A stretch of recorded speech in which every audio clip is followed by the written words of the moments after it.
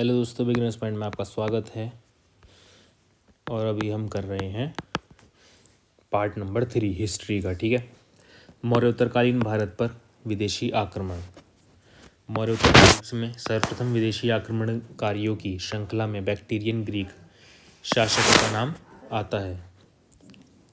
हिंदू कुश पर्वत तथा ऑक्सस के मध्य बैक्ट्रिया यानी कि अवन अत्यंत उपजाऊ प्रदेश था। इस क्षेत्र में उपजाऊ होने के कारण इस शैवों ने इसे अरियाना गौरव कहा है। भारत पर विदेशी आक्रमणकारी। हसीने से प्यार करो। हसीने हिंद यूनानी से शाक प्यार पहलव करो कुषाण।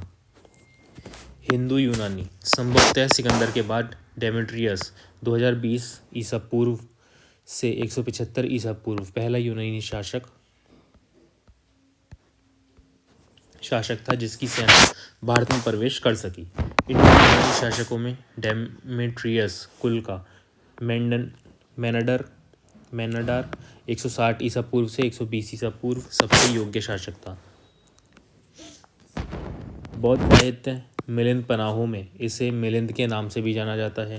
मिलिंद पनाहों में मेनाडर मिलिंद व बौद्ध भिक्षु नागसेन के मध्य वाद विवाद का वर्णन है। अब आ जाते हैं शाक। चीनी सम्राट शी हुआंग-टी द्वारा 3री शताब्दी ईसा पूर्व में चीन की विशाल दीवार बना देने के कारण सीतियानों यानी कि शाक को विस्थापित होकर भारत पर आक्रमण करना पड़ा। शाक मूलतः मध्य एशिया के निवासी थे और चारागाह की खोज में भारत आए। 57 ईसा पूर्व में उज्जैन के एक स्थानीय राजा चंद्रगुप्त विक्रमादित्य ने शाकों को पराजित किया। शाकों की पराजय के उपलक्ष्य में एक नया संवत विक्रम संवत प्रारंभ किया। शाकों का प्रतापी शासक रुद्रदामन प्रथम था जिसका शासन 130 से 150 ईसा पूर्व गुजरात के बड़े भाग पर था। रुद्रदामन ने अर्धशुष्क सुदर्शन झील मौर्य द्वारा निर्मित का जीर्णोद्धार करवाया। रुद्रदामन का जूनागढ़ अभिलेख गुजरात में गिरनार पर्वत पर प्राप्त हुआ है। यह अभिलेख ब्राह्मी लिपि और संस्कृत भाषा में लिखा गया है। इसके पहले के सभी अभिलेख प्राकृत भाषा में रचित थे। जूनागढ़ अभिलेख अब तक प्राप्त संस्कृत अभिलेखों में सबसे प्राचीन है। जूनागढ़ अभिलेख में सुदर्शन झील के बांध के पुनर्निर्माण का विवरण प्राप्त होता है। सर्वप्रथम सिक्कों पर लेख उत्कीर्ण करवाने एवं सोने के सिक्के जारी करवाने का श्रेय यवन को जाता है। किसको जाता है? सबसे पहले यवन को जाता है। ठीक है। सोने के सिक्के और सिक्कों पर जो लेख लिखा था वो यवन ने लिखा था। पहला भारत का प्रथम पार्थियन पहलव शासक माउस 90 ईसा पूर्व से 70 ईसा पूर्व था। पहले पार्थियन शासकों में सर्वाधिक ख्याति लब्ध शासक गोंदोफार्नेस 20 से 41 ईसा पूर्व था। तख्ते वही अभिलेख से गोंदोफार्नेस का पेशावर पर अधिकार सिद्ध होता है। गोंदोफार्नेस के शासनकाल में ही प्रथम ईसाई धर्म प्रचारक सेंट थॉमस भारत आया। जैन ग्रंथ कालकाचार्य कथानक में उज्जैनी के ऊपर शासकों के आक्रमण तथा विक्रमादित्य द्वारा उन्हें पराजित करने का उल्लेख मिलता है। फिर आ जाते हैं कुषाण कबीले का सरदार संस्थापक कुजुल कडफिसेस था जिसने 15 ईसा पूर्व से 65 ईसा पूर्व तक शासन किया। कुजुल कडफिसेस के बाद उसका पुत्र विम कडफिसेस 65 ईसा पूर्व से 78 ईसा पूर्व शासक बना। भारत में सर्वप्रथम सोने के सिक्के विम कडफिसेस ने ही चलाए थे। कनिष्क का राज्यारोहण शाक संवत जो 78 ईसा पूर्व में हुआ था को मानते हैं। कनिष्क द्वारा चलाए गए शाक संवत को भारत सरकार ने राष्ट्रीय पंचांग के रूप में अपनाया। भारतीय राष्ट्रीय पंचांग का प्रथम माह चैत्र होता है। कनिष्क ने पुरुषपुर पेशावर को अपनी राजधानी बनाया जबकि इसके राज्य की दूसरी राजधानी मथुरा थी। दूसरी कौन सी थी? मथुरा थी। कनिष्क ने अपनी राजधानी किसको बनाया? पुरुषपुर को। कनिष्क के दरबार में आयुर्वेद के प्रसिद्ध विद्वान चरक रहते थे जिन्होंने चरक संहिता की रचना की। रोम चीन से व्यापार बनाए रखने के लिए कुषाणों में से मधुर संबंध बनाने पड़े। यह व्यापार महान सिल्क मार्ग से होता था। कनिष्क बौद्ध धर्म की महायान शाखा का अनुयायी था। कनिष्क धर्म में ही बौद्ध धर्म की चौथी संगति कश्मीर के कुड़वन में हुई थी। चौथी बौद्ध समिति के अध्यक्ष वसुमित्र एवं उपाध्यक्ष अश्वघोष थे। कनिष्क के दौरान का सबसे महान साहित्यिक व्यक्ति राजकवि अश्वघोष थे। अश्वघोष की प्रमुख रचनाएं सौंदरानंद, बौद्धचरित, सारिपुत्र प्रकरण है। कनिष्क के दरबार की एक अन्य विभूति नागार्जुन दार्शनिक ही नहीं बल्कि वैज्ञानिक भी थे। इसकी तुलना मार्टिन लूथर से की जाती है। भारत का आइंस्टाइन कहते हैं। वसुमित्र ने चौथी बौद्ध संगति में बौद्ध धर्म के विश्वकोश की महाविभाषा पुत्र सूत्र की रचना की। इसे बौद्ध ग्रंथ का विश्वकोश कहते हैं। कुशाणों में बाल विवाह की प्रथा प्रारंभ हुई थी। शासक कनिष्क के काल में कला क्षेत्र में दो स्वतंत्र शैलियों का विकास हुआ, गांधार शैली और मथुरा शैली। कौन कौन सी शैली का विकास हुआ? गांधार शैली और मथुरा शैली। कुशाणों ने भारत में शुद्ध स्वर्ण मुद्राएं निर्मित करवाईं। इथोपिया से हाथी दांत और सोना मांगता था। सोने के सिक्के कनिष्क स्वर्ण और पर्ण था। चांदी के सिक्के शतमान एवं तांबे या रांगे के सिक्के को कणकी कहा जाता था। चार धातुओं सोना, चांदी, तांबा, सीसे के सिक्के को कलशा पर्ण कहते थे। स्मृत ग्रंथों में सर्वाधिक प्राचीन मनुस्मृति की रचना इसी समय की गई थी। अब आ जाते हैं गुप्त साम्राज्य। गुप्त साम्राज्य की स्थापना 275 ईस्वी में महाराज श्रीगुप्त द्वारा की गई थी। गुप्त प्रथम शक्तिशाली शासक चंद्रगुप्त प्रथम 319 से 335 ईस्वी था। चंद्रगुप्त प्रथम ने एक संवत गुप्त संवत 319 से 320 ईस्वी के नाम से चलाया था। चंद्रगुप्त प्रथम ने अपनी महत्ता साबित करने के लिए महाराजा धीराज की उपाधि धारण किया।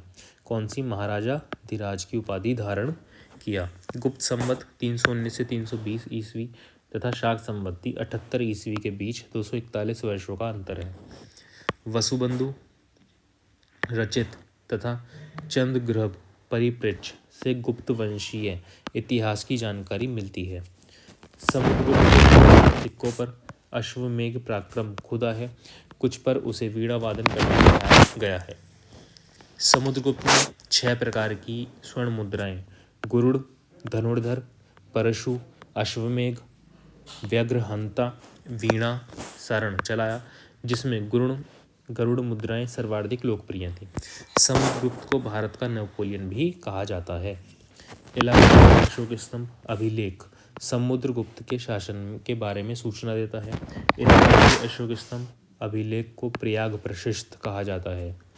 चंद्रगुप्त ने कालिदास को अपना राजदूत बनाकर कुंतल नरेश का दरबार में भेजा था।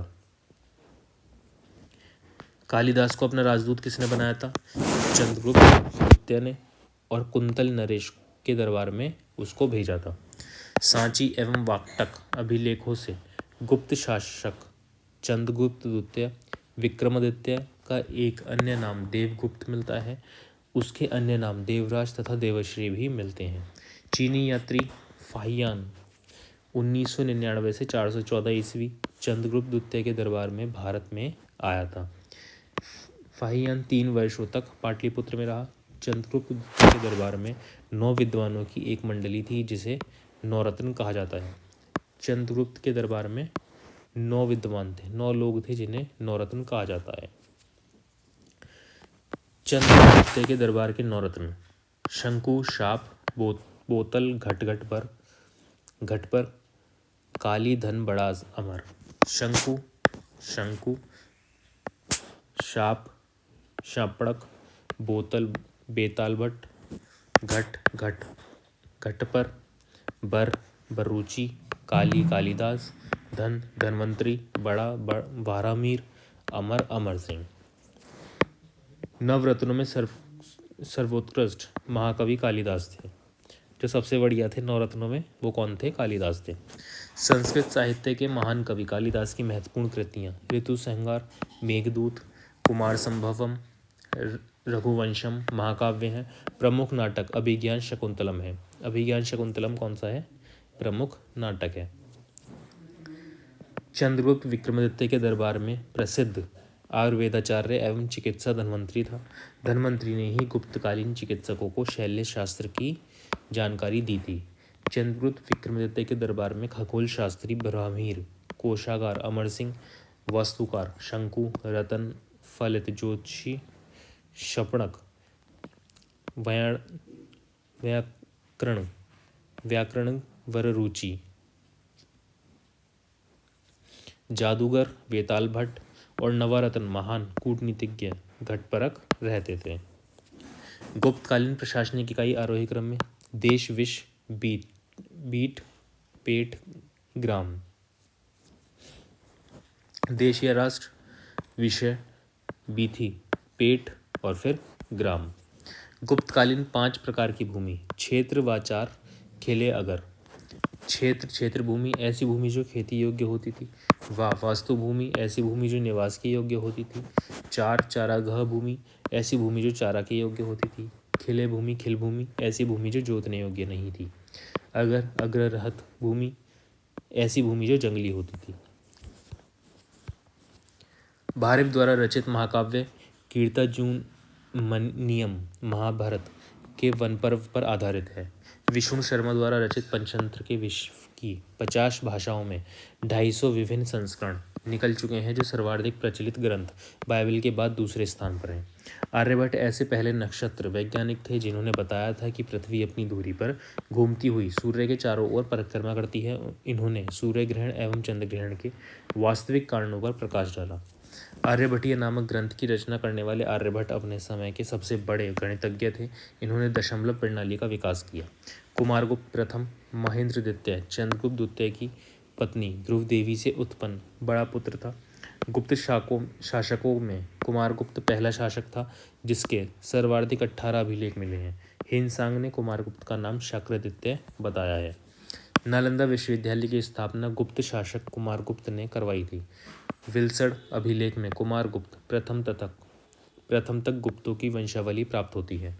गुप्त काल में ही प्रख्यात खगोलज्ञ एवं गणितज्ञ भास्कराचार्य रहते थे, जिन्होंने सिद्धांत, शिरोमणि तथा लीलावती नामक ग्रंथों की रचना की। गुप्त काल में स्वर्ण मुद्रा को दीनार तथा चांदी के सिक्के को रूपक कहा जाता था। सती प्रथा का प्रथम अभिलेखीय साक्ष्य एरन से प्राप्त हुआ है। यह अभिलेख 510 ईसा पूर्व का है। इसमें गोपराज नामक सेनापति की स्त्री के सती होने का उल्लेख है। गुप्त काल में कला एवं साहित्य में हुई प्रगति के आधार पर इस काल को प्राचीन भारत का स्वर्ण युग कहा जाता है। अजंता की 3 गुफाएं 16, 17, 19 गुप्तकालीन मानी जाती हैं। इसमें गुफा संख्या 16, 17 विहार और गुफा संख्या 19 चैत्य है। अब आ जाते हैं गुप्तोत्तर काल, पुष्यभूति वंश। गुप्त साम्राज्य के पतन के बाद हरियाणा के अंबाला जिले के थानेश्वर नामक स्थान पर पुष्यभूति वंश की स्थापना हुई। पुष्यभूति वंश का संस्थापक पुष्यभूति था। प्रभाकर वर्धन इस वंश का सबसे प्रभावशाली शासक था। प्रभाकर वर्धन की पत्नी यशोमती से 2 पौत्र राज्यवर्धन और हर्षवर्धन तथा एक कन्या राज्यश्री उत्पन्न हुई। राज्यश्री का विवाह कन्नौज के मौखिर राजा ग्रहवर्मा के साथ हुआ। मालवा के शासक देवगुप्त ने ग्रहवर्मा की हत्या कर दी और राज्यश्री को बंदी बनाकर कारागार में डाल दिया।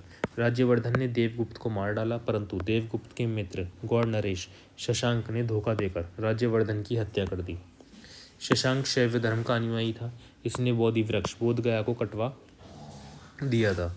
राज्यवर्धन की मृत्यु के बाद लगभग 606 ईस्वी में हर्षवर्धन थानेश्वर के सिंहासन पर बैठा। हर्ष के समय की विस्तृत सूचना इसके दरबारी कवि वाणभट्ट रचित हर्षचरित से मिलती है। ईश से जुड़ी कुछ सूचनाएं कल्हण की कृति रजत रंगणी में भी मिलती हैं। हर्ष ने अपनी राजधानी थानेश्वर हरियाणा से कन्नौज यूपी स्थानांतरित किया था। हर्षवर्धन और पुलिकेशन द्वितीय के बीच नर्मदा नदी के तट पर युद्ध हुआ था। इस युद्ध में हर्ष पराजित हो गया था। पुलिकेशन द्वितीय की ऐहोल प्रशस्त एवं हेनसेंग का विवरण इस युद्ध के साक्ष्य हैं। हर्ष के समय में ही यात्रियों का राजकुमार, नीति का पंडित एवं वर्तमान शाक्य मुनि कहा जाने वाला चीनी यात्री हेनसांग 630 ईस्वी से 640 ईस्वी भारत की धरती पर पदार्पण किया। हेनसांग की भारत यात्रा की जानकारी चीनी ग्रंथ CU की वाल्टस की पुस्तक on Yu Chwang's travels in India एवं हुली की पुस्तक लाइफ ऑफ एल्वन सॉन्ग से मिलता है। दक्षिण भारत 550 ईसा पूर्व से 750 ये पढ़ेंगे अब कल।